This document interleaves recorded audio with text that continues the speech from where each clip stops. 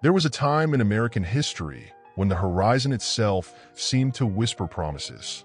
To thousands of families living in the crowded towns and worn-out farms of the eastern United States, the West was more than a direction on a map. It was an idea, a place where fertile valleys stretched beyond sight, where rivers flowed through untouched forests, and where a determined family could build a new life with nothing more than courage, hard work, and hope. During the early 1840s, newspapers, travelers, and guidebooks painted the American frontier as a land of endless opportunity. Stories spread from town to town describing rich farmland in Oregon and the mild climate of California. Whether every story was true hardly mattered. They gave ordinary people something they desperately needed, a reason to believe that tomorrow could be better than today. Entire communities began selling their homes, packing their belongings into wooden wagons, and preparing for journeys that would stretch thousands of miles across mountains, rivers, deserts, and open plains. Many of them had never traveled more than a few miles from where they had been born, yet they were willing to leave behind everything familiar for a future they could not see. To modern eyes, this decision seems almost unimaginable.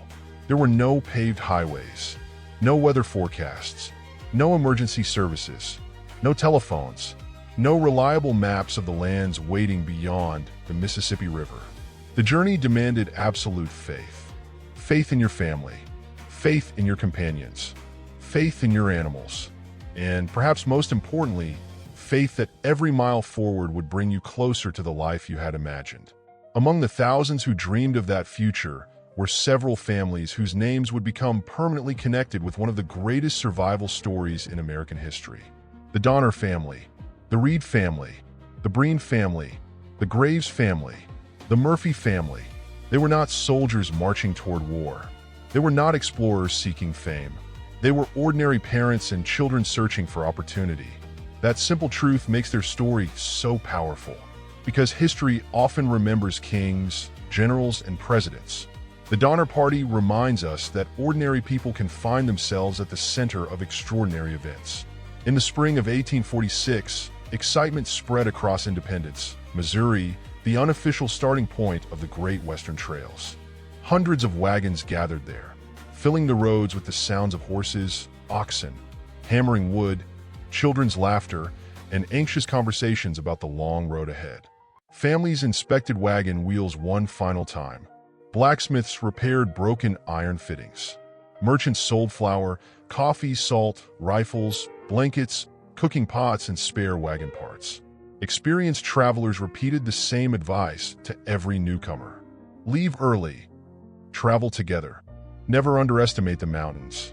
Some listened carefully. Others believed determination alone would overcome every obstacle. None of them yet understood how unforgiving nature could become.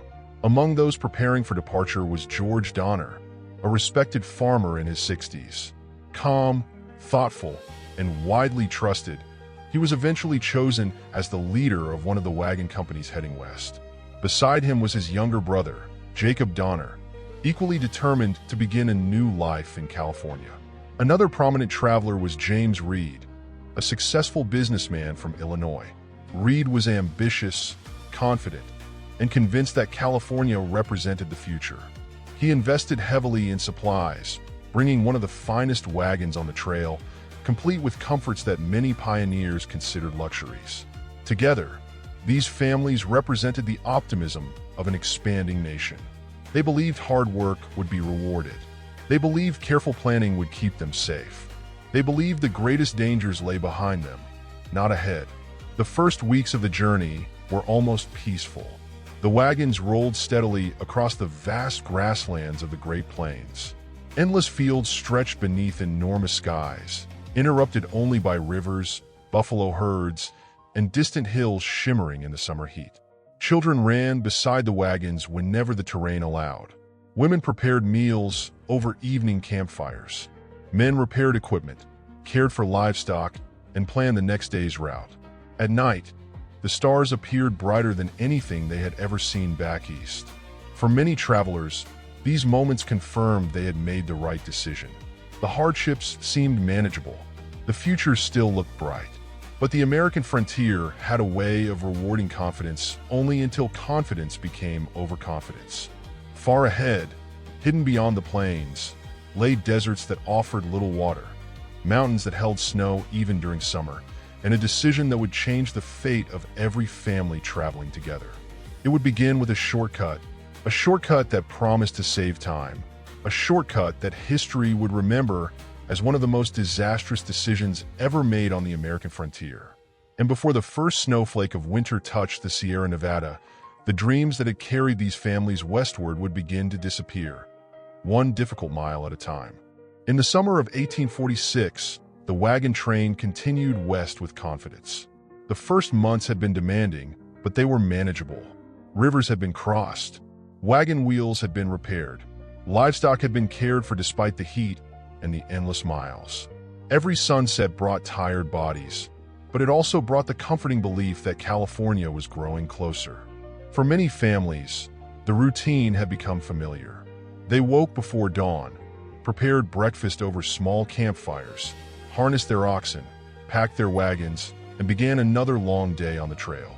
Children adapted surprisingly well to the journey, inventing games during rest stops and collecting strange rocks or wildflowers whenever the wagons paused.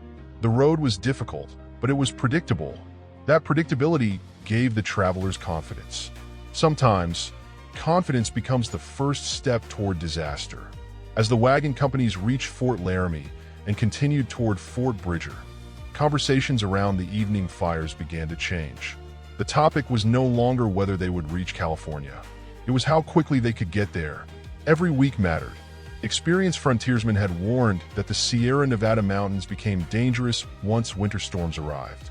Snow could block mountain passes without warning, trapping entire wagon trains until spring. Most immigrants understood this risk. That was why nearly everyone followed the well-established California Trail. It was longer, but generations of travelers had proven it worked. Then a different idea began spreading through the camps. A shortcut. The shortcut had been promoted by a man named Lansford Hastings, an ambitious lawyer and adventurer who believed he had discovered a faster route to California. He published a guidebook describing what became known as the Hastings Cutoff. On paper, it sounded ideal. It promised to reduce travel distance. It claimed immigrants could avoid unnecessary miles. Most importantly, it suggested families could reach California before winter arrived. To exhausted pioneers who had already spent months crossing America, those promises sounded irresistible. But there was one serious problem. Hastings himself had very little experience leading large wagon trains across that route. The shortcut looked convincing on paper. Reality would prove very different. When the Donnery party reached Fort Bridger, they faced one of the most important decisions of the entire expedition. Some experienced travelers warned them not to leave the established trail. The traditional route was reliable. The shortcut was largely unknown. No one could guarantee that wagons could even pass through it. Others argued the opposite. If the shortcut truly saved time, they could arrive in California weeks earlier.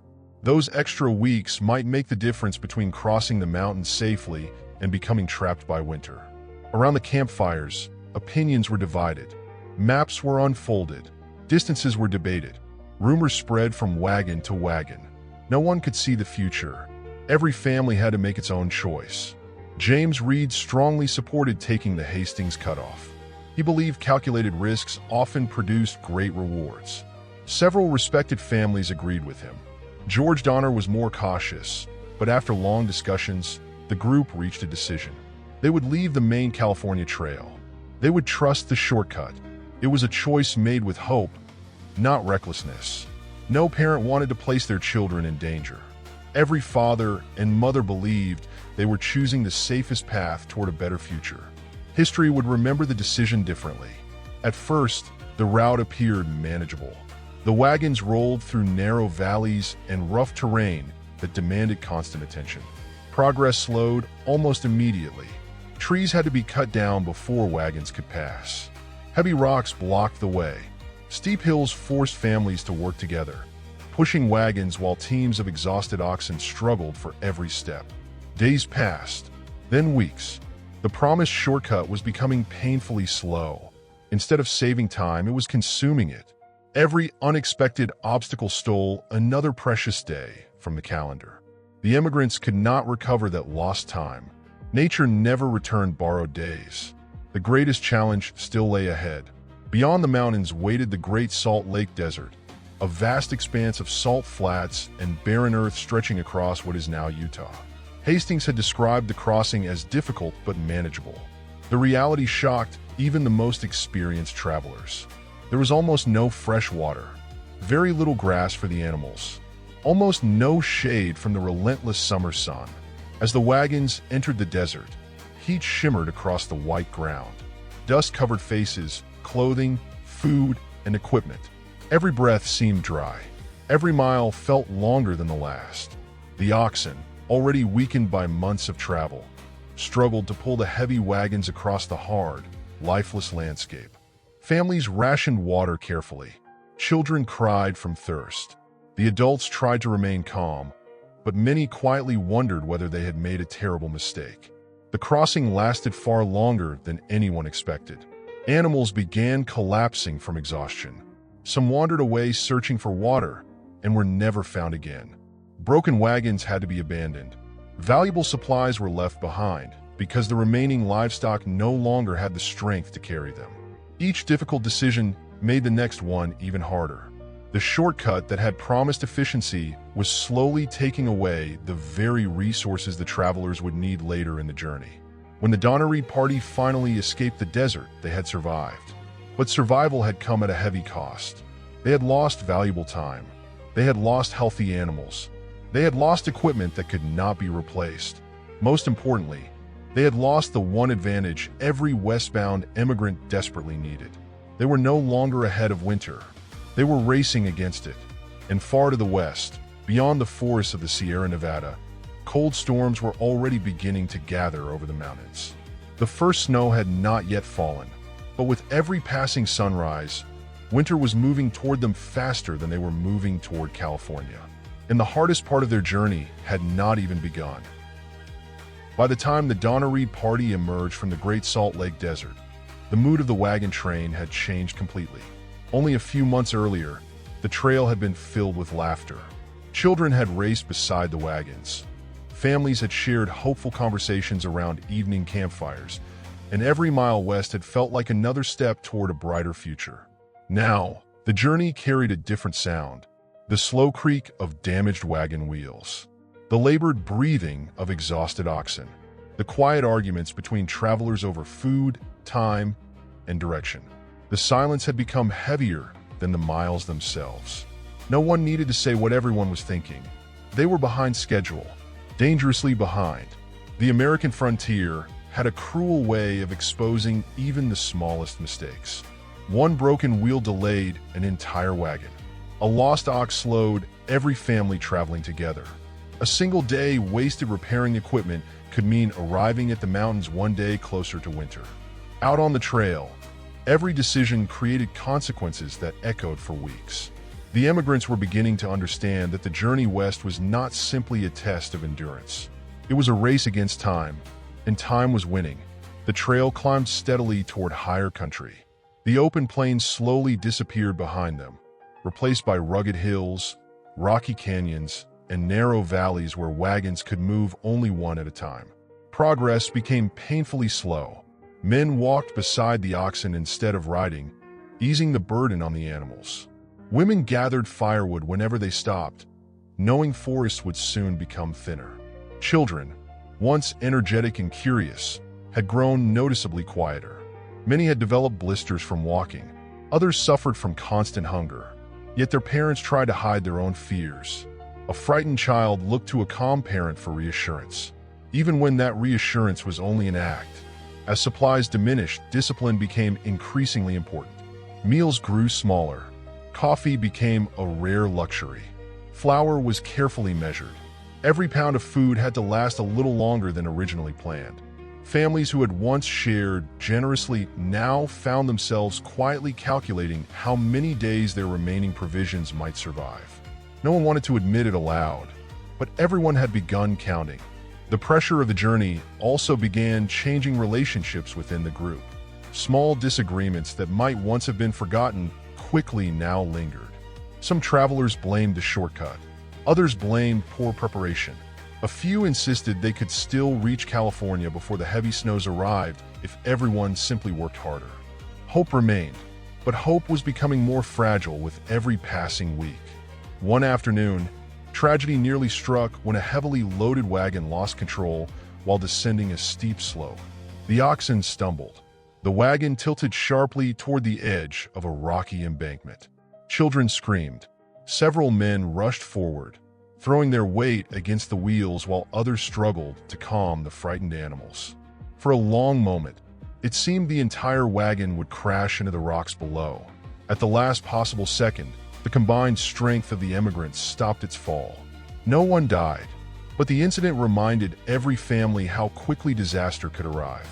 Sometimes survival depended on courage. Sometimes it depended on luck. Usually, it required both. The natural world around them grew increasingly beautiful. Towering pine forests stretched across distant mountains. Clear rivers reflected the autumn sky. Golden leaves shimmered in the cool breeze. Under different circumstances, the immigrants might have paused to admire the scenery. Instead, they looked toward the mountains with growing concern. Those mountains were no longer symbols of adventure. They had become obstacles standing between them and safety. Beyond them lay California. Within them waited winter. Experienced frontiersmen occasionally passed the wagon train heading east. Their weathered faces carried the quiet confidence of people who understood the wilderness. Several warned the immigrants to keep moving. The snow comes early in the Sierra. Don't lose another week. Cross the passes while you still can. The advice was simple. Move. Every hour mattered now. George Donner remained calm despite the mounting difficulties. His steady leadership reassured many families. He encouraged cooperation instead of blame, reminding everyone that reaching California required unity, not division. James Reed remained equally determined, convinced that the worst of the journey was nearly over. Neither man realized how little time remained. Far above the tree line, cold winds were already sweeping across the granite peaks of the Sierra Nevada. Storm clouds gathered unnoticed beyond the western horizon. The seasons were changing. The mountains knew it. The immigrants did not. As October drew closer, the first frosts appeared in the mornings. Thin layers of ice formed along the edges of streams before melting beneath the afternoon sun. The air carried a sharpness that had not existed only weeks before. Some families wrapped extra blankets around their children during the night. Others hurried to repair clothing before temperatures dropped even further. Every sign pointed toward the same conclusion. Winter was coming, faster than anyone had hoped. The Donner Reed party still believed they could reach California in time. They had no choice but to believe it, because the alternative was almost impossible to imagine. Ahead of them rose the Sierra Nevada, a magnificent wall of stone, forest, and snow. Within those mountains, history was waiting, and before long, the first snowflakes would begin to fall. By the final days of October 1846, the air had changed in a way every experienced traveler recognized immediately. The warmth of summer had vanished. Each morning began with a thin layer of frost covering the grass, the wagon wheels, and the blankets wrapped around sleeping children. The cold no longer disappeared completely after sunrise. It lingered in the shadows of the pine forests and settled over the valleys long before evening arrived. The Donner Reed party had entered the eastern slopes of the Sierra Nevada, one of the last great barriers separating them from California. To anyone seeing the mountains for the first time, they were breathtaking. Towering granite peaks rose above endless forests of pine and fir. Crystal-clear streams rushed through rocky valleys, and the autumn sunlight painted the landscape in brilliant shades of gold and orange. It was beautiful, but beauty in the wilderness often hides danger. The mountains were already preparing for winter. The immigrants were not. The wagon train moved more slowly than ever before. The roads that had looked manageable on maps were little more than rough mountain paths. Heavy wagons bounced violently over exposed rocks, forcing families to stop repeatedly for repairs. Every delay felt unbearable. The men worked with growing urgency, replacing broken axles, tightening wagon wheels, and cutting fallen trees from the trail. Oxen, weakened by months of travel and the brutal crossing of the Great Salt Lake Desert, struggled to pull their heavy loads uphill. The animals were exhausted. So were the people. Yet no one dared suggest turning back. The journey east would have been just as dangerous, and California still seemed close enough to reach if the weather would hold. Then came the first warning. One cold morning, several children ran excitedly through the camp holding tiny white crystals in their hands. Snow. At first it seemed harmless. Only a light dusting covered the higher branches of the pine trees. It melted quickly as the afternoon sun climbed into the sky. Some adults even smiled. It's only an early snowfall, a few travelers said. It will melt. Many believed the same thing because they wanted to believe it. Hope can sometimes silence experience. Among the older frontiersmen, however, the mood was different. They watched the mountains carefully. They studied the clouds drifting across the peaks. They noticed the colder winds blowing down from higher elevations. These were signs they understood. The Sierra Nevada often gave travelers one gentle warning before unleashing its full strength. The first snow rarely stayed. The second often did. That evening, George Donner gathered several of the wagon leaders around a campfire. The flames flickered beneath the dark mountain sky as they discussed the days ahead. Their maps suggested the most difficult passes were still in front of them. If they pushed hard, they might still cross before heavy winter storms arrived. If another major snowfall blocked the route, everything would change. The conversation ended without certainty. There were no weather forecasts, no mountain stations reporting conditions ahead, only instinct. And instinct is an uncertain guide when lives depend upon it. As the wagon train climbed higher into the mountains, the forests became denser. Sunlight struggled to reach the ground beneath towering evergreens. Narrow trails twisted between massive granite cliffs, leaving little room for wagons to maneuver. Progress slowed to only a few miles each day. Children who had once explored freely now remained close to their parents. The wilderness felt different here, quieter, more watchful. Every sound echoed through the forest. The crack of a branch, the distant rush of water, the call of unseen birds. Nature seemed to be holding its breath. Food supplies continued shrinking. The delays caused by the Hastings cutoff had consumed far more provisions than anyone expected. Families reduced their daily meals again. Breakfast became little more than a small portion of flour mixed with water. Dinner often consisted of whatever game hunters managed to find. Sometimes they returned successful. Sometimes they returned empty-handed. The uncertainty weighed heavily on everyone. Parents quietly skipped meals so their children could eat a little more. Few children understood the sacrifice. Most parents hoped they never would. Then, during the final days of October, the sky changed. Dark clouds gathered over the highest peaks. The wind grew stronger. Birdsong disappeared. Even the animals seemed restless. Experienced hunters noticed deer moving down toward lower valleys much earlier than expected. Nature was giving its final warning. The mountains knew a storm was coming. The emigrants did not yet understand how powerful it would be. Late that afternoon, the first snowflakes began drifting silently through the pine trees. They were soft, beautiful, almost peaceful. Children reached into the air, laughing as the flakes landed on their gloves. Parents smiled, though their smiles carried a hint of concern. Within an hour, the snowfall became heavier. Within 2 hours, the trail behind them had already begun to disappear beneath a white blanket. By nightfall, the wagons were covered. The oxen stood motionless, their backs dusted with snow. The forest had fallen strangely silent. No one spoke much around the campfires that evening. Most simply stared into the flames, listening to the wind moving through the trees. They told themselves the storm would pass by morning, that the trail would reopen, that California was still only days away.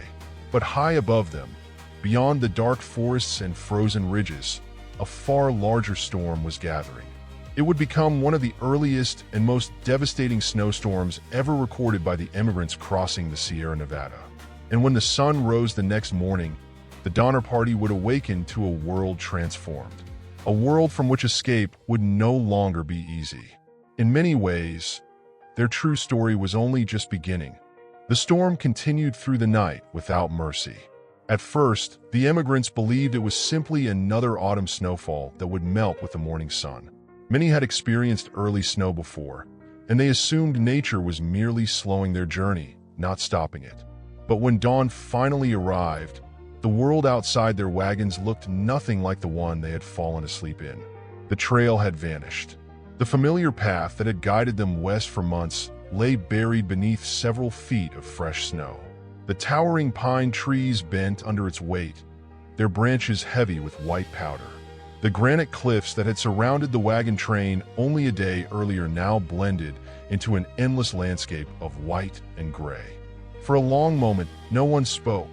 Adults stepped quietly into the snow, looking toward the mountain pass ahead. There was nothing to see, only a frozen wilderness stretching in every direction. The realization spread slowly through the camp. They were no longer delayed. They were trapped. George Donner gathered the leaders as soon as the morning light grew stronger. Every face around the meeting showed the same mixture of exhaustion and concern. The question before them was painfully simple. Should they try to force the wagons through the deep snow, or should they wait, hoping the weather would improve? Neither choice offered comfort. Moving forward meant exhausting already weakened oxen while pulling heavy wagons through snow that reached above their knees. Waiting meant consuming precious food while winter tightened its grip around the mountains. There were no good options, only less dangerous ones. Several young men volunteered to scout the trail ahead on foot. Carrying rifles, axes, and enough food for a short journey, they climbed toward the mountain pass. Their footprints disappeared almost immediately beneath fresh snow as the storm continued. Hours later, they returned. Their expressions revealed the answer before they spoke. The pass was completely blocked. Snowdrifts reached heights no wagon could cross. Fallen trees and buried rocks made the route nearly impossible even for men traveling on foot. The mountains had closed. No amount of determination could change that. For the first time since leaving Missouri, fear settled openly over the camp. Not panic, not yet, but the quiet fear that appears when people begin to understand they are facing something larger than themselves. Parents looked at their children differently. Hunters counted the remaining ammunition. Women quietly inspected flour sacks that suddenly seemed far too small. The journey that had once been measured in miles was now measured in meals. How many days of food remained? No one wanted to calculate the answer aloud. The immigrants immediately began preparing for a stay that none of them had planned. Using logs cut from nearby forests, they built rough cabins beside the frozen lake. The shelters were crude, but offered more protection than canvas wagon covers against the bitter mountain winds. Smoke slowly rose from stone fireplaces built inside the cabins. Children gathered pine branches for bedding. Men spent long days cutting firewood, knowing that warmth would soon become as valuable as food. Every task carried new importance. A warm fire meant survival through another night. A stack of dry wood meant hope for another week. Food quickly became the greatest concern. The families inventoried every remaining supply. Flour, dried beans, coffee, rice, salt, a few strips of preserved meat. The numbers were discouraging. Months of unexpected delays had consumed much of what they had carefully packed back in Missouri. No one had prepared for an entire winter in the mountains. The calculations were simple. The food would not last. Hunting parties left camp almost every morning before sunrise. The forest surrounding the lake contained deer, black bears, rabbits, and small game. But winter had already begun changing animal behavior. Many larger animals had moved to lower elevations before the first heavy snowfall. Those that remained became increasingly difficult to find. Some hunters returned carrying enough meat to lift everyone's spirits. Others came back empty-handed after walking miles through waist-deep snow. Each unsuccessful hunt deepened the growing anxiety. The mountains were offering fewer opportunities with every passing day. As November settled over the Sierra Nevada, the storms became more frequent. Snow fell almost every few days. Each new storm erased old footprints, buried wood piles, and made travel beyond the camp increasingly dangerous. The immigrants realized something terrifying. Even if the weather suddenly improved, the snow was now so deep that moving dozens of heavy wagons would require weeks of impossible labor. Nature had made the decision for them. They would spend the winter here, whether they wanted to or not. Yet, even in those first dark weeks, hope had not disappeared. Many believed rescue would come in the spring. Some thought another wagon train might discover them. Others remained convinced that the storms would eventually weaken long enough for a final attempt to cross the mountains. Human beings possess an extraordinary ability to believe tomorrow will be better than today. That belief kept the Donner Party moving forward. It encouraged fathers to keep chopping wood despite exhaustion. It inspired mothers to comfort frightened children with stories of the warm valleys waiting beyond the mountains. It persuaded everyone to believe that this terrible winter would one day become nothing more than a memory. None of them could know that the hardest weeks were still ahead. The cold would grow harsher, the food would grow scarcer, and before winter released its grip on the Sierra Nevada, these ordinary families would face choices so difficult that historians would debate them for generations. The mountain had closed behind them. Now it would test every limit of human endurance. When the first weeks of November slipped into December, time itself seemed to change. Back in the towns and farms the immigrants had left behind, winter was simply another season. People gathered firewood before the first frost, repaired fences, attended church on Sundays, and waited patiently for spring. Snow covered the fields, but life continued. High in the Sierra Nevada, winter followed different rules. Here, every sunrise asked the same question: could they survive one more day? The Donner Party no longer measured time by calendars. Days became almost indistinguishable from one another. Morning began with someone struggling to relight the fire after another freezing night. Children woke wrapped tightly in blankets stiff with frost. The first task was always the same: to make enough heat that fingers could move again. Outside, the world had become silent. The deep snow absorbed almost every sound. The familiar noises of wagon wheels, grazing oxen, and rushing streams had disappeared beneath a blanket of ice. Only the wind remained, moving through the tall pines with a low, haunting voice that never seemed to stop. For many of the children, it was beautiful. For the adults, it was terrifying. The cabins beside the frozen lake had become small islands of warmth, surrounded by a wilderness that seemed determined to erase every sign of human life. Smoke rose constantly from their crude stone chimneys. Inside, families stayed close together, sharing body heat as much as blankets. Every piece of firewood mattered. Men spent hours each day cutting trees despite their growing exhaustion, knowing that a cold cabin could become as deadly as an empty food sack. The work never ended. Wood, water, food, repair the roof, clear snow from the doorway. Repeat. The routine gave people something to focus on besides fear. The snow continued falling, not every day, but often enough that hope slowly disappeared beneath it. Some storms lasted only a few hours. Others continued through the night and into the next afternoon, adding another layer to drifts that already stood higher than the wagons themselves. In places, the snow reached nearly 10 feet deep. Entire trees vanished beneath it. The narrow trails between cabins had to be cleared again and again. Stepping outside became an act of labor rather than freedom.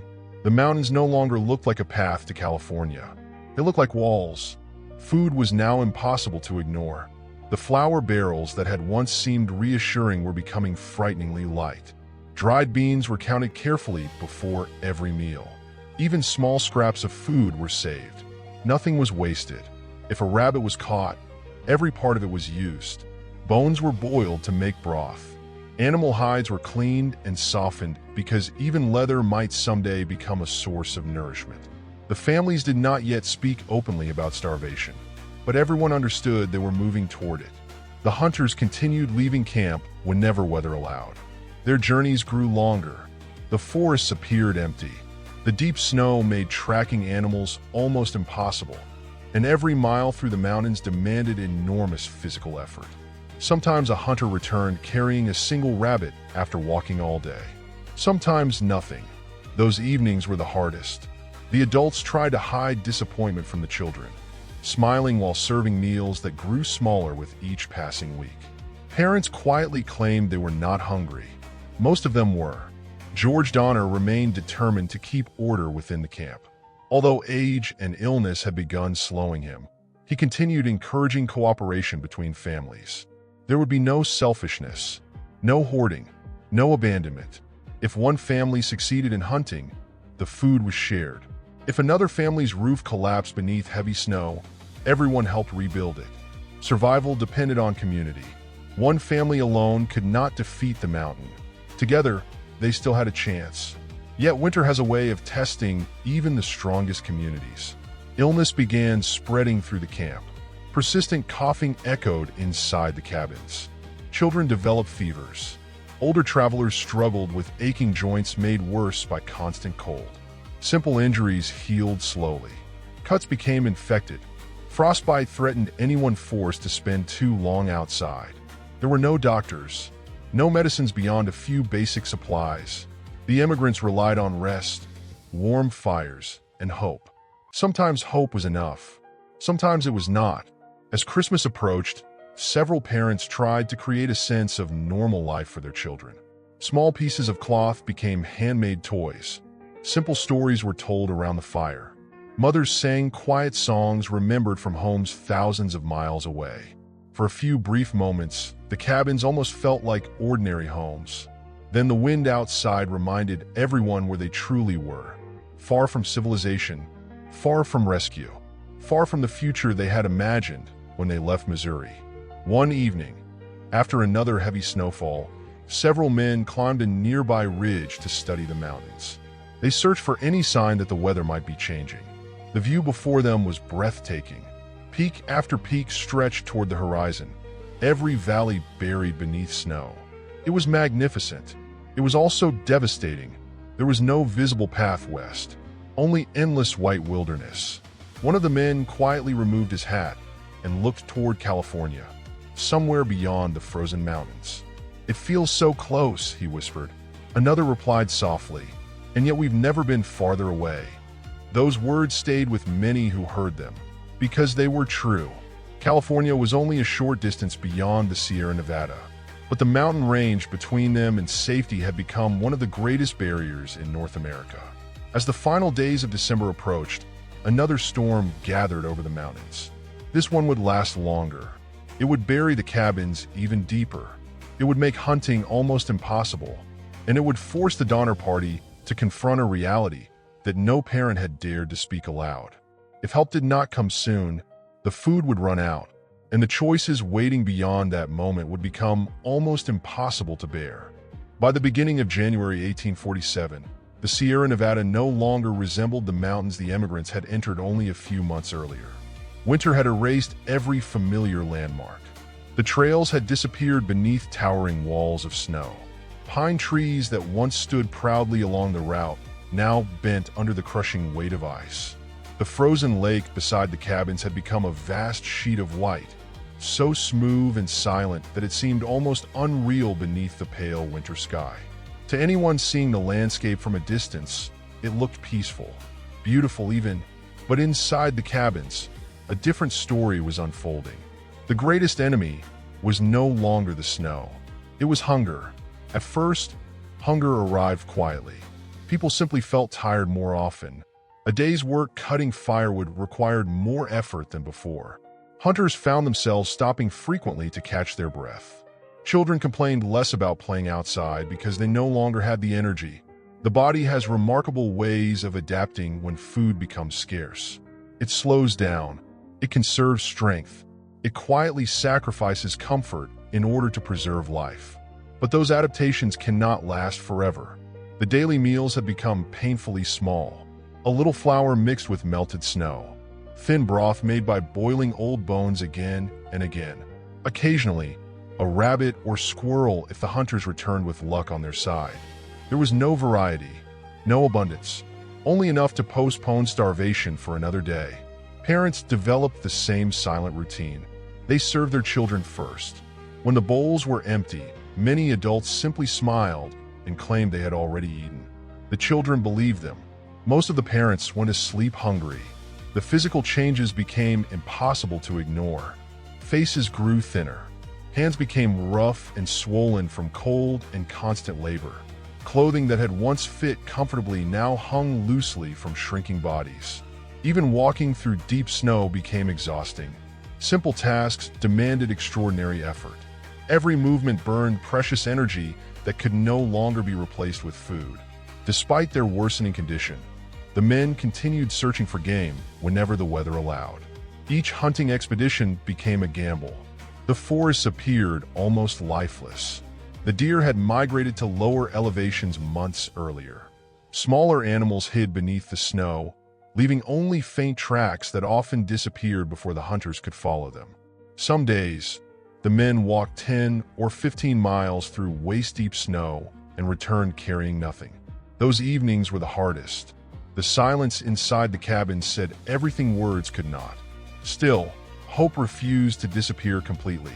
George Donner encouraged everyone to think beyond the present moment. He reminded the families that winter would eventually end. The snow could not last forever.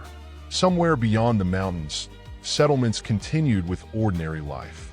People were working, farming, trading, and raising families completely unaware that dozens of immigrants remained trapped in the Sierra Nevada.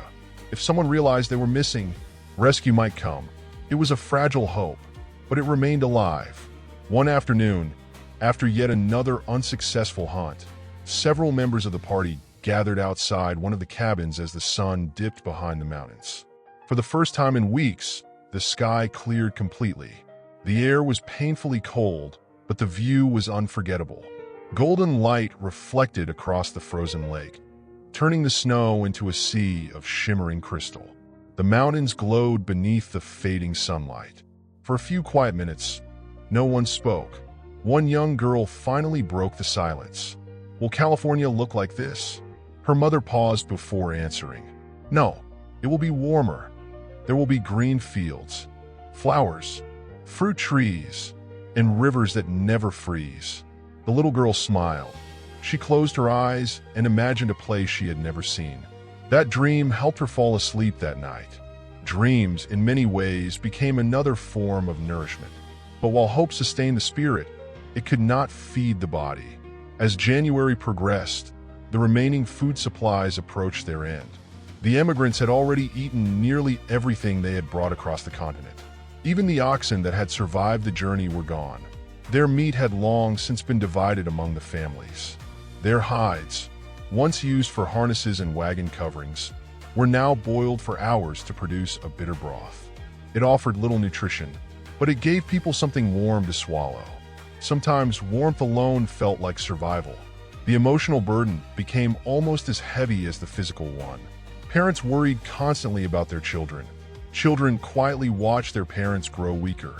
Friends who had laughed together around campfires on the Great Plains now sat silently beside fading flames, conserving both energy and words.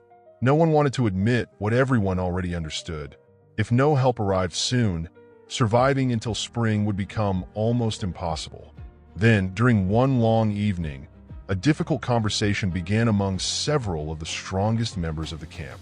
They spread a rough map across a wooden table lit by a single candle. One man traced a finger toward the western side of the mountains. California was there, not hundreds of miles away, not even 50, just beyond the snow-covered passes. If a small group traveled on foot, if they carried only the lightest supplies, if they accepted extraordinary risks, perhaps they could cross the mountains and bring back help. The idea sounded almost impossible, yet staying where they were was becoming even more dangerous. For the first time, the immigrants considered a desperate plan. Not everyone would leave, but someone would have to, because waiting was no longer enough. The mountain had trapped them. Now they would attempt to cross it on foot, or perish trying. By the middle of December 1846, the trapped immigrants reached a heartbreaking conclusion. If they remained beside the frozen lake and simply waited for spring, many of them would not live long enough to see it. The realization did not arrive suddenly. It emerged quietly over weeks of diminishing food, unsuccessful hunting trips, and increasingly severe storms. Every empty flour sack, every weakened ox, every child who cried from hunger pointed toward the same unavoidable truth. Waiting was no longer a strategy. It was a sentence. One evening, after another day of relentless snowfall, several of the strongest members of the camp gathered inside one of the rough log cabins. A small fire burned weakly in the stone fireplace, offering more comfort than warmth. Around that fire, they discussed a plan no one truly wanted to attempt. A small group would leave the camp on foot. Their goal would be to cross the snow-covered Sierra Nevada, reach the settlements in California, and return with rescuers before the remaining family starved. The distance was not impossible under normal conditions. But these were not normal conditions. The mountains were buried beneath deep snow, and no one had ever attempted such a crossing in the middle of winter. Even so, the alternative seemed worse. 17 volunteers eventually agreed to make the journey. They included men and women, young adults, and even a teenager. Some left husbands, wives, parents, or children behind in the cabins. The farewells were painfully quiet. No one wanted dramatic goodbyes. Everyone understood the risk. Many suspected they were saying farewell forever. Yet no one tried to stop them, because every family understood the same thing. If no one went, no one would come. The group prepared as carefully as circumstances allowed. Blankets were cut apart to create makeshift snowshoes from wood and rawhide. The travelers packed what little food could be spared: small portions of dried meat, flour, and a few personal belongings. Every unnecessary item was left behind. Each pound mattered. Every ounce of strength would soon become precious. When they were finally ready, the remaining immigrants gathered outside the cabins. Snow drifted silently through the cold morning air. The volunteers turned west. Without music, without ceremony, only determination carried them forward. The first days were brutally difficult. Deep snow reached above their knees, sometimes even their waists. Every step demanded tremendous effort.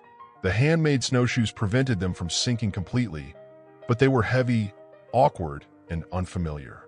Progress was painfully slow. Often they covered only a few miles during an entire day.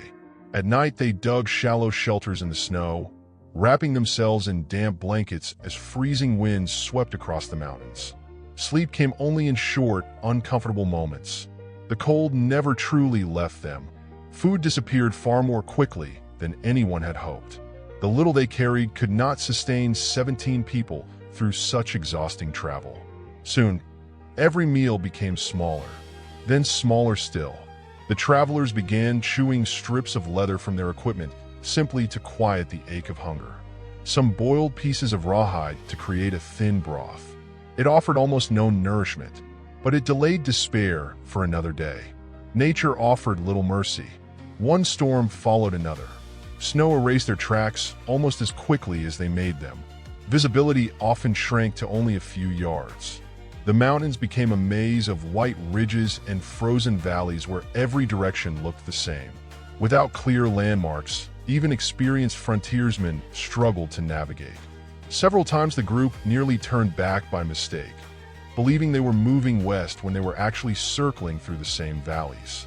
Every mistake consumed precious strength. Every delay consumed precious time. As the days passed, exhaustion transformed into something deeper. People spoke less.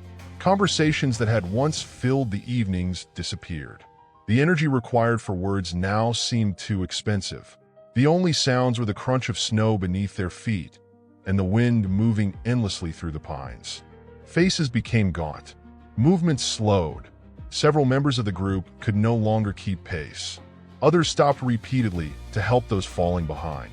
No one wanted to abandon anyone, but every act of kindness demanded strength that everyone was rapidly losing. Back at the lake, the families who remained watched the mountains every day. Children searched the distant ridges, hoping to see rescuers returning sooner than expected. Parents continued rationing food as carefully as possible. George Donner, weakened by illness, still encouraged cooperation among the remaining immigrants. The cabins had become quieter than ever. Hope now rested entirely with the 17 travelers struggling somewhere beyond the snow-covered peaks. No letters could be sent. No messages could be received. The two groups existed in separate worlds connected only by faith. One bitterly cold morning, the travelers reached the top of a high ridge. Before them stretched another seemingly endless chain of snow-covered mountains. Instead of seeing lower valleys leading toward California, they saw only more wilderness. For several long minutes, no one moved. The silence was overwhelming. One traveler finally whispered, "How much farther?" No one answered, because no one truly knew. Their expedition would later become known as the Forlorn Hope. It was an appropriate name, not because the travelers had given up hope, but because hope itself had become their only remaining supply. Ahead lay the hardest days of the journey. Food would disappear completely, strength would begin to fail, and the mountains would demand sacrifices that would haunt American history for generations.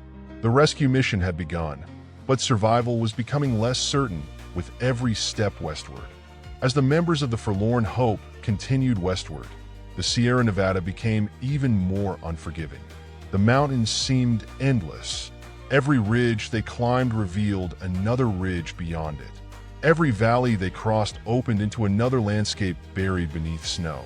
The California they had imagined for months felt close enough to touch, yet impossibly far away.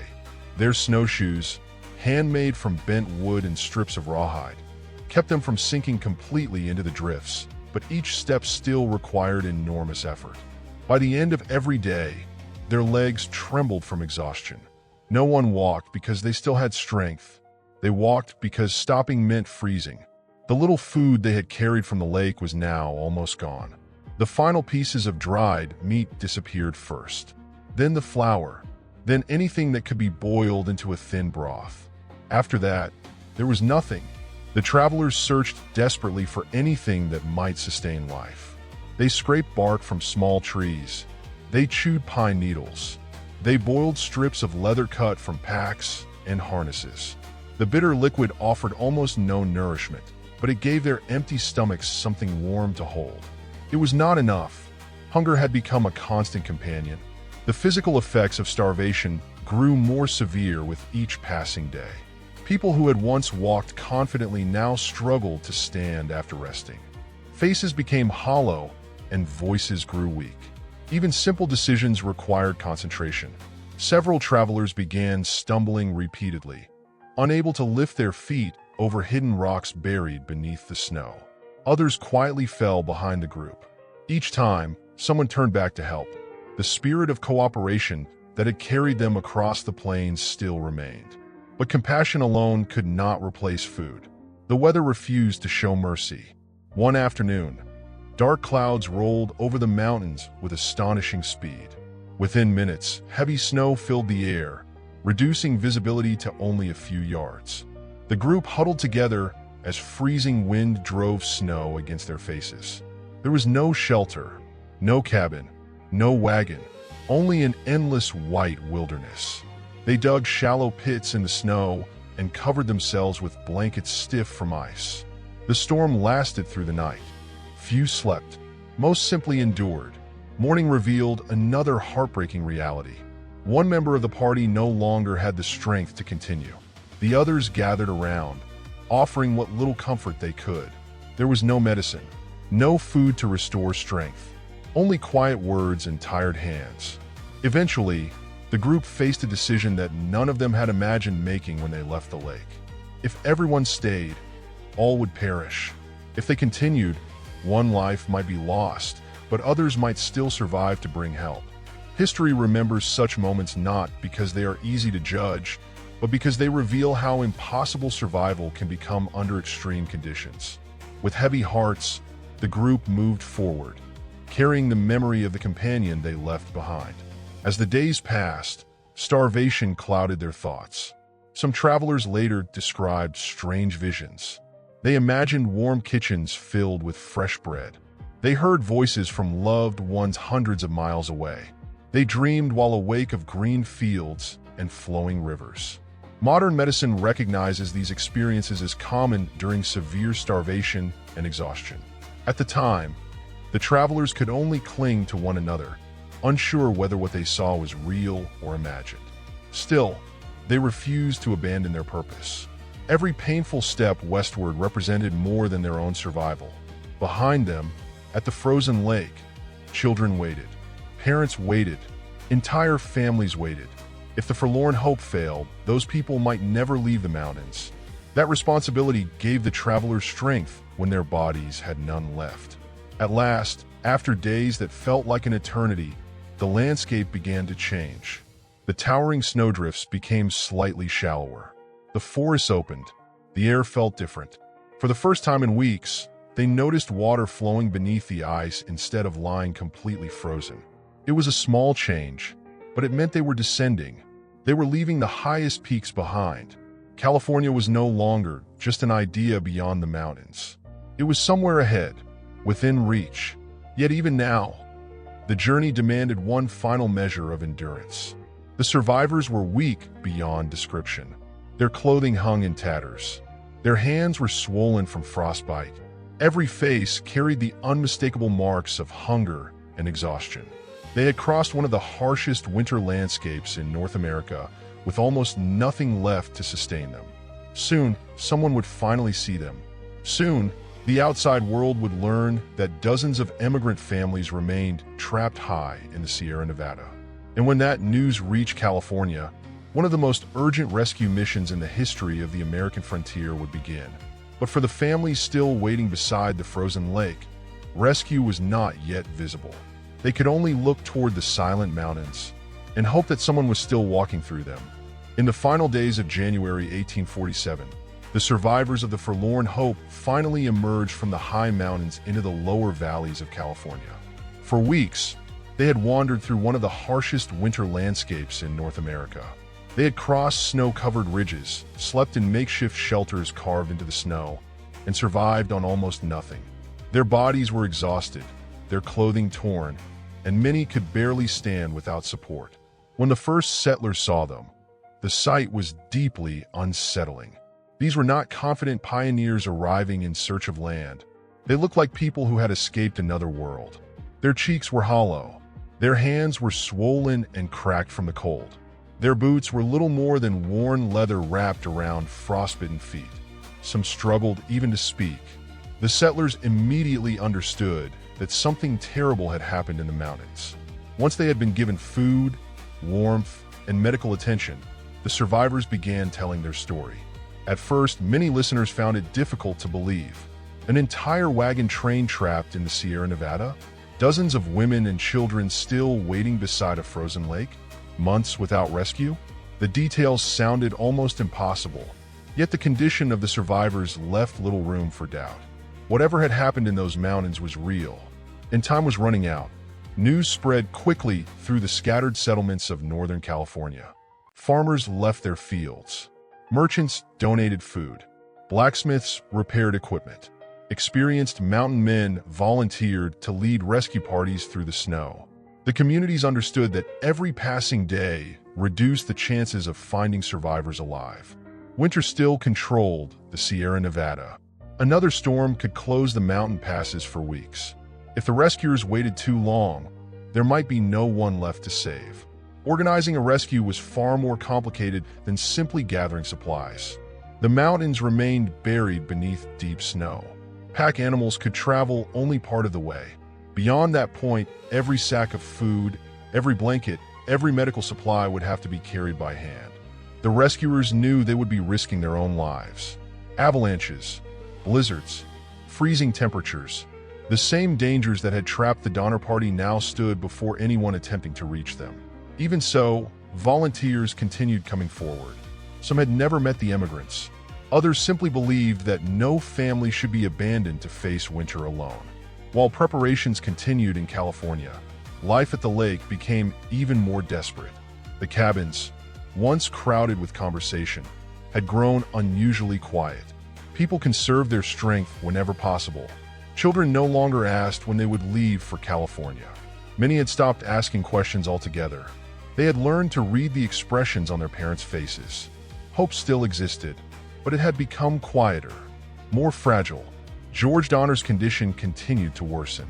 An earlier injury, combined with months of hunger and exposure to freezing weather, left him increasingly weak. Despite his illness, he continued encouraging those around him. Visitors later remembered that even while suffering himself, Donner remained concerned about the welfare of others. Leadership during a crisis is often measured not by physical strength, but by the ability to give hope when hope is difficult to find. The remaining families carefully watched the weather each morning. Some days the sky appeared clear. On others, dark clouds rolled over the mountains once again, covering the peaks in fresh snow. Every new storm felt like another locked door between them and rescue. Parents tried to maintain routines. They gathered firewood whenever possible. They repaired damaged roofs. They cared for the sick. The work itself became a form of resistance against despair. As long as there was something useful to do, there was still reason to believe tomorrow might be different. Far below the mountains, the first rescue party finally completed its preparations. Experienced guides studied the terrain. Supplies were packed carefully. Food was divided into manageable loads. Every decision reflected the urgency of the mission. There would be no unnecessary delays. The rescuers understood that they were not racing against distance. They were racing against hunger. As they began climbing toward the snow-covered passes, the volunteers found conditions every bit as difficult as the survivors had described. The snow remained deep. The forests were silent. Strong winds swept across the ridges without warning. Progress was painfully slow, yet every step carried them closer to the families waiting beside the frozen lake. They could not know how many people were still alive. They could only continue. Back at the camp, another cold evening settled over the Sierra Nevada. The fire burned low inside one of the cabins as several children gathered close to their mothers. Outside, the wind moved softly through the pine trees. The mountains looked exactly as they had the day before. Still, silent, unchanging. No one inside the cabin knew that, only a few days away, determined rescuers were climbing toward them through the snow. Help was finally coming, but in the frozen wilderness, even good news travels slowly. And before the first rescue party reached the lake, the Donner families would be forced to endure several more days of unimaginable hardship. The mountain had tested them for months. Its final test was about to begin. For nearly 4 months, the families beside the frozen lake had lived in a world almost completely forgotten. The mountains had become a prison of snow and silence. Every sunrise looked much like the one before it, and every evening ended with the same unanswered question. Would help come before it was too late? Many had stopped guessing. Hope had become something quieter than optimism. It was no longer excitement about tomorrow. It was simply the decision to wake up each morning and continue living for one more day. Outside the cabins, winter still ruled the Sierra Nevada. The lake remained frozen solid. Snow buried abandoned wagons until only the tops of a few wheels could be seen above the white drifts. The oxen that had once pulled those wagons across the Great Plains were gone, and the busy trail that had carried hundreds of immigrants westward had disappeared beneath months of snow. The mountain kept its secrets well. Then, one cold morning in February 1847, something unusual appeared along a distant ridge. At first, it looked like nothing more than dark shapes moving slowly against the snow. Several children noticed them before the adults did. One pointed toward the mountains. Someone else climbed onto a fallen log for a better view. The figures disappeared behind a line of pine trees. For several long minutes, no one spoke. Perhaps they had imagined it. Perhaps hunger and exhaustion were playing tricks on their eyes once again. Then the figures appeared a second time. This time they were closer. There was no mistake. People were climbing toward the camp. Word spread from cabin to cabin almost instantly. The weak struggled outside despite the freezing air. Parents carried children wrapped tightly in blankets. Some stood silently, unable to believe what they were seeing. Others began crying before the rescuers had even arrived. For months, they had lived believing the outside world might never find them. Now, at last, someone had. The rescue party reached the edge of the camp shortly before midday. The volunteers stopped in stunned silence. Nothing had prepared them for the sight before them. The cabins were half buried in snow. Faces looked gaunt and pale. Clothing hung loosely from bodies weakened by months of hunger. Even the children seemed unusually quiet. The rescuers later recalled that the silence was one of the hardest things to remember. There were no cheers, no celebrations, only exhausted people looking at one another with expressions that needed no words. The rescuers immediately unpacked what they had carried through the mountains: flour, dried meat, blankets, warm clothing, simple medicines. The supplies were distributed carefully.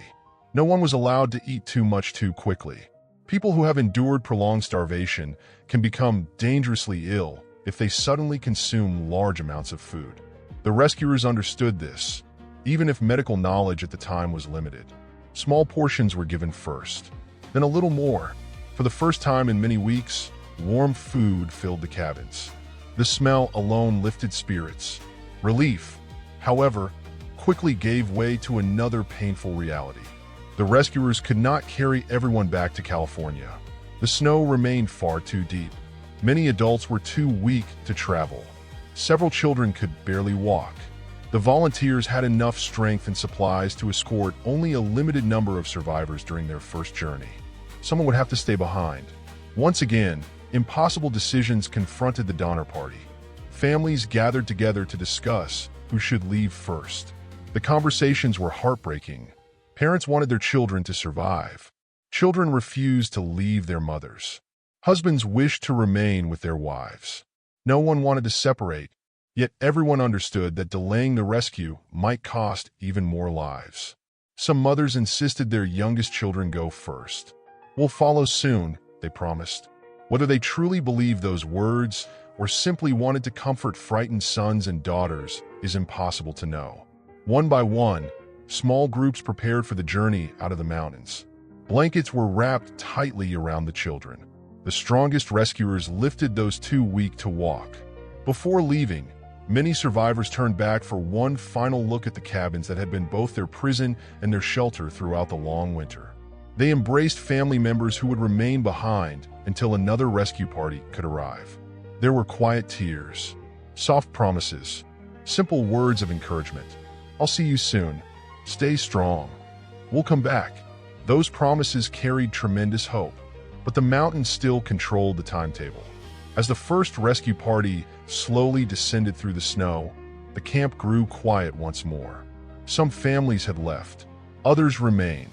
The food brought by the rescuers would help for a time, but not forever. Everyone knew another rescue expedition would be needed. The question was whether the mountain would allow it. Winter had not yet released its grip on the Sierra Nevada. More storms still lay ahead, and for George Donner and several others too weak to travel, the hardest chapter of their story was not yet over. The first rescue had succeeded, but the Donner Party's ordeal was still far from finished. Beyond the next storm, another rescue team was already preparing to climb into the mountains, hoping they would not arrive too late.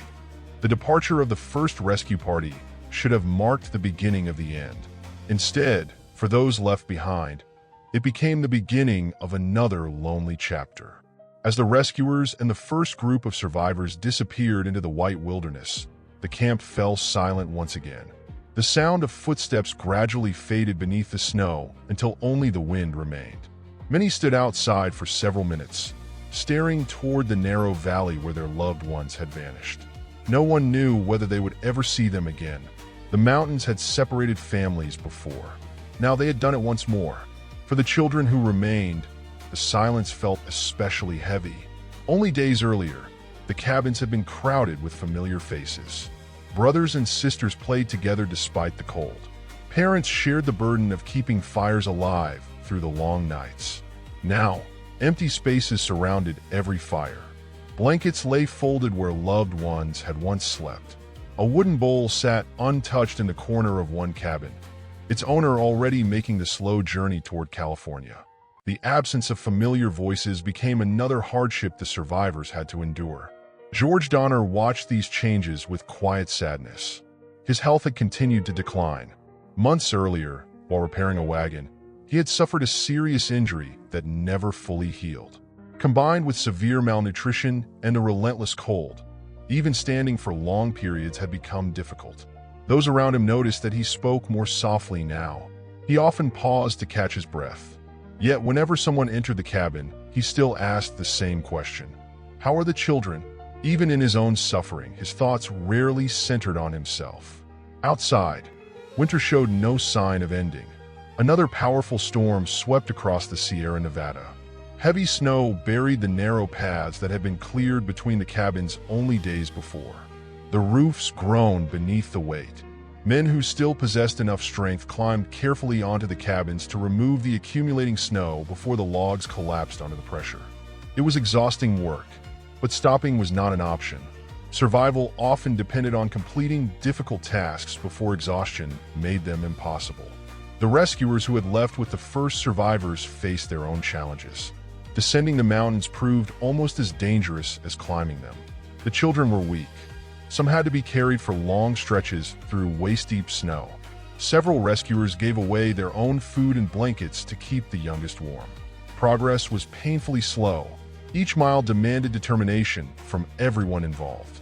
Still, they continued. Every step carried another child farther from the frozen lake and closer to safety. Back at the camp, the remaining food supplies once again became a source of concern. The provisions left by the rescue party had bought valuable time, but they were never intended to last until spring. Careful rationing resumed immediately. Small portions, nothing wasted. Every crumb mattered. The survivors understood that another rescue expedition had to arrive soon. Without it, they would once again face the desperate uncertainty that had defined the darkest weeks of winter. As February drew toward its end, subtle changes appeared in the mountains. On some afternoons, sunlight lingered slightly longer than before. Water dripped from the edges of cabin roofs during the warmest part of the day. Small patches of dark tree bark emerged where snow had begun slipping from branches. To modern observers, these changes might seem insignificant. To the trapped immigrants, they represented hope. Winter had not ended, but perhaps it had begun to weaken. Even so, nature remained unpredictable.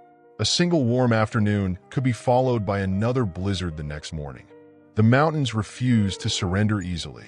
Every traveler on the American frontier understood that spring in the Sierra Nevada often arrived slowly, and winter could reclaim the landscape without warning. The survivors dared not trust the weather too soon. Experience had taught them caution. Far below the mountains, preparations for a second rescue expedition accelerated. The stories carried back by the first rescuers had spread throughout California.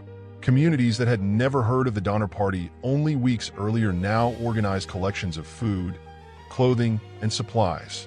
Volunteers stepped forward despite fully understanding the dangers awaiting them. Some had families of their own. Others were seasoned frontiersmen who believed no one should be abandoned in the wilderness. They packed flour, dried meat, blankets, and medicine. Every pound represented another chance to save a life. One evening, as darkness settled over the frozen lake once again, George Donner looked through the doorway of his cabin toward the distant mountains. The sky was clear. Thousands of stars stretched across the cold winter night. For a brief moment, the wilderness seemed peaceful, almost gentle, but appearances could be deceiving. Those mountains had already claimed dreams, livestock, precious supplies, and countless months of struggle. They were not finished yet. Somewhere beyond the snow-covered ridges, another rescue party was climbing steadily upward. They carried food. They carried hope. Most importantly, they carried the possibility that this long winter might finally be nearing its end. Yet before the last survivors could leave the Sierra Nevada, the mountain would demand one final measure of patience, courage, and endurance, qualities the Donner Party had been forced to discover within themselves throughout the longest winter of their lives. As February gave way to early March 1847, winter still held the Sierra Nevada in its frozen grip, but something had changed. It was not the weather. It was the determination of the people beyond the mountains. The story of the trapped immigrants had spread across the young settlements of California. Around dinner tables, inside trading posts, and beside campfires, people spoke about the families stranded high in the Sierra. Many had never met George Donner or James Reed. They knew nothing of the long journey from Missouri or the difficult decision to take the Hastings cutoff. Yet they understood one simple truth. Children were still trapped in the mountains. That was enough.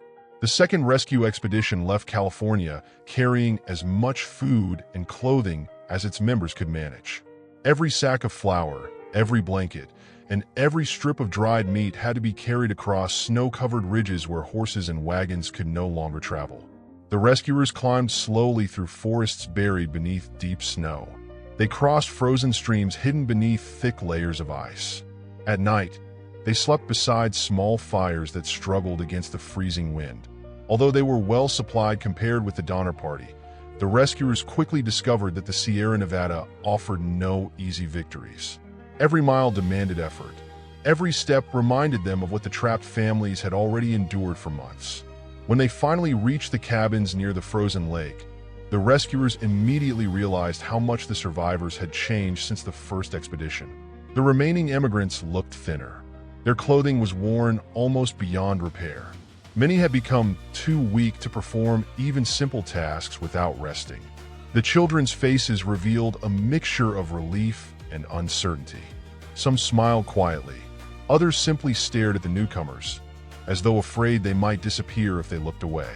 The rescuers understood that there was little time to lose. Food was distributed carefully once again. Warm broth simmered over the fireplaces. Fresh blankets replaced worn coverings stiff with ice. Simple acts that most people would hardly notice. A full bowl of soup, dry socks, a warm coat, felt extraordinary after months of deprivation. For a brief time, the cabins filled with conversation. People spoke about California, about green valleys, about homes waiting beyond the mountains. Hope returned, cautious but genuine.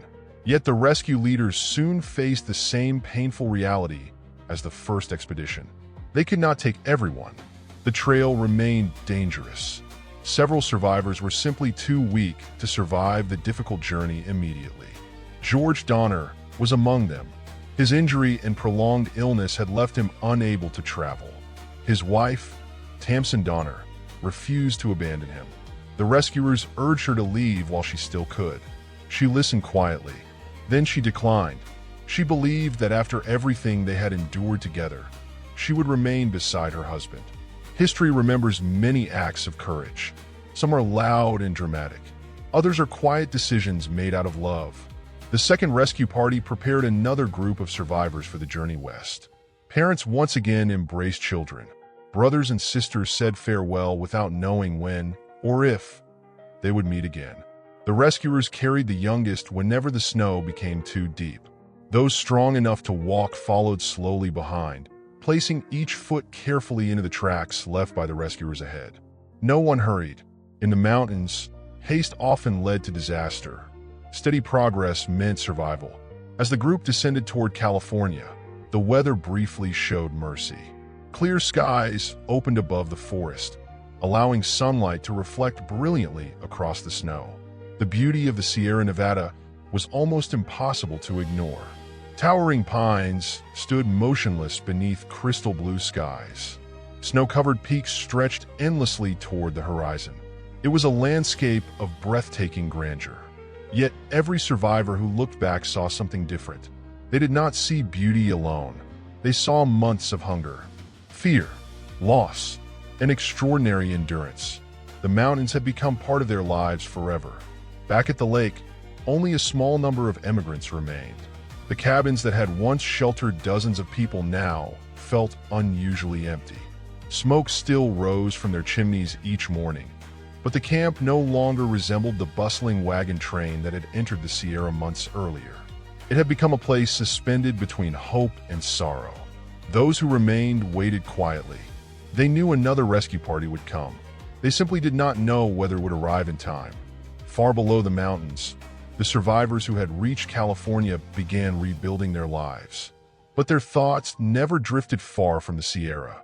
Friends, parents, spouses, children, somewhere beyond those distant peaks, loved ones were still waiting. Every clear day inspired optimism. Every new storm renewed fear. The rescue mission was not over. One final expedition would soon begin. Its purpose was simple: to bring home everyone who could still be saved, and to close one of the most heartbreaking chapters in the history of the American frontier. By the time April 1847 arrived, the Sierra Nevada had begun to change. The transformation was almost invisible at first. The afternoons grew slightly warmer. Snow slipped from the branches of towering pine trees with soft, muffled thuds. Small streams, silent for months beneath thick ice, began to flow once more, carrying the first meltwater toward the valleys below. To most people, these were ordinary signs of spring. To the remaining members of the Donner Party, they represented something far greater. They represented possibility. Far below the mountains, a third rescue expedition prepared for what everyone hoped would be the final journey into the Sierra. Unlike the first two rescue parties, these volunteers already knew what awaited them. They understood the deep snow. They understood the difficult climbs. Most importantly, they understood that every day mattered. The remaining survivors had already endured one of the harshest winters in American history. Another delay could prove fatal. With supplies packed carefully onto their backs, the rescuers once again climbed toward the mountains. No one expected an easy journey. The Sierra had already shown them that survival here was earned one step at a time. When the rescuers finally reached the camp, they found only a handful of exhausted survivors. The cabins looked smaller than before. Weeks of melting snow had exposed abandoned wagon wheels, broken tools, and scattered belongings that had remained hidden beneath the drifts throughout the winter. Silence hung over the camp. The busy community that had once existed there had nearly disappeared. Only a few determined souls remained. Among them was George Donner. Months of illness, injury, and severe malnutrition had left him too weak to recover. The rescuers understood immediately that he would never leave the mountains. His long journey west had come to its end. Nearby, his wife Tamsin Donner remained beside him. She had been given opportunities to leave during earlier rescue efforts. Each time, she chose to stay with her husband. Her decision has been remembered for generations. Not because it was easy, but because it reflected extraordinary loyalty during unimaginable hardship. The rescuers did everything they could for those who still had the strength to travel. Food was shared. Warm clothing was distributed. The survivors were encouraged gently to prepare for the journey down the mountain. Many gathered the few possessions that remained from their months in the Sierra. A family Bible, a small photograph, a cooking pot, a child's handmade toy. Almost everything else had been abandoned long before. The wagons that had carried their dreams across the continent would never move again. Nature had claimed them. Before leaving, several survivors walked quietly through the abandoned camp. They paused beside cabins that had once echoed with conversation. They looked across the frozen lake where children had played during the first weeks before hunger overshadowed every moment. They remembered neighbors who had shared food, comforted frightened children, repaired broken roofs, and refused to surrender hope. The Sierra Nevada had tested every one of them. Some had survived, some had not. None would ever forget. The journey down the mountain remained difficult, but spring slowly opened pathways that winter had kept hidden for months. Snow still covered much of the trail, yet patches of earth appeared beneath the trees. Birdsong returned to the forests. The sound felt almost unfamiliar after such a long season of silence. Many survivors stopped simply to listen. It reminded them that life continued beyond the mountains. That winter, no matter how powerful, could not last forever. When the final survivors reached California, the settlements welcomed them with compassion. Families offered food. Churches organized collections of clothing and supplies. Doctors treated frostbite, illness, and exhaustion as best they could. The survivors had escaped the mountains, but the memories of the Sierra would remain with them for the rest of their lives. Many rarely spoke about what they had endured. Some found the memories too painful. Others believed no words could fully describe that winter. The Donner Party soon became known across the United States. Newspapers reported the tragedy. Travelers repeated the story around campfires. Future immigrants studied the lessons learned from the expedition. The Hastings Cutoff, once promoted as a faster route to California, became a cautionary example of the dangers of trusting in proven shortcuts across unfamiliar wilderness. The disaster also reminded future generations of a simple but profound truth. Nature does not negotiate. It does not reward confidence alone. Preparation, timing, experience, and humility can mean the difference between survival and catastrophe. Today, Visitors who travel through Donner Pass often see peaceful forests, quiet lakes, and snow-covered mountains that attract hikers, skiers, and travelers from around the world. It is difficult to imagine that these beautiful landscapes once witnessed one of the greatest survival stories in North American history. Yet beneath those towering pines and granite peaks lies a history that continues to fascinate historians nearly 2 centuries later. Not because it is merely a story of hardship, but because it is a story of ordinary people placed in extraordinary circumstances. People who crossed a continent in search of a better future. People who faced impossible choices with remarkable courage. People who remind us that history is not only shaped by presidents, generals, and explorers. Sometimes, history is written by families carrying hope inside wooden wagons, following a road that promised everything, and discovering instead how powerful, beautiful, and unforgiving the natural world can be.